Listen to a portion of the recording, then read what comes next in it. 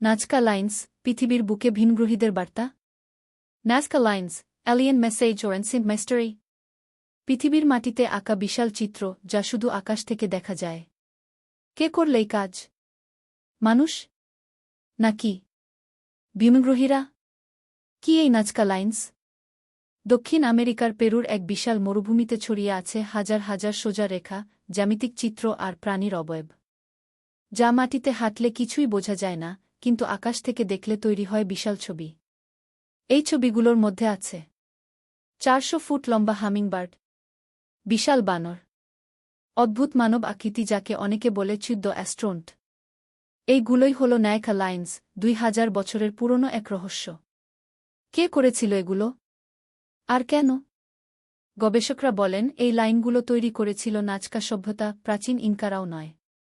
কিন্তু প্রশ্ন থেকে যায়, কেন তারা এমন ছবি আঁকবে যা শুধু আকাশ থেকে দেখা যায়, অথচ সেই সময় তো উড়ার প্রযুক্তি ছিল না? অনেকে মনে করেন এটি ছিল ধর্মীয় প্রতীক। কেউ বলে এটি জ্যোতির্বিজ্ঞান চিত্র।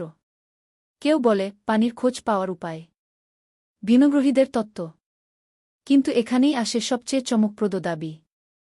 এরিচ ভান ডাইকেনের মতে এটি ভিনগ্রহীদের তৈরি ল্যান্ডিং প্যাড ছিল। আর সেই অ্যাস্ট্রোনট ছবিটি? অনেকেই বলেন ওটা তো এক স্পেস স্যুট পরা এলিয়েন। বৈজ্ঞানিক ব্যাখ্যা ও বিতর্ক। আধুনিক গবেষণা বলছে এই লাইনগুলো বানানো হয়েছিল খুবই সরল টুল দিয়ে, যেমন কাঠের খুঁটি ও দড়ি। তবে প্রশ্ন থেকেই যায়, তারা কিভাবে এত নিখুঁতভাবে এত বিশাল ছবি এঁকেছিল? আজও কেউ নিশ্চিতভাবে জানে না কেন বা কী উদ্দেশ্যে নাজকা লাইন্স তৈরি হয়েছিল। এটা কি শুধু প্রাচীন মানুষের প্রতিভা, নাকি সত্যি কোনো উড়ন্ত দর্শনার্থীর জন্য বার্তা? তোমার কি মনে হয়, এলিয়েনদের বার্তা না প্রাচীন মানুষের বুদ্ধির নিদর্শন? কমেন্টে লিখো।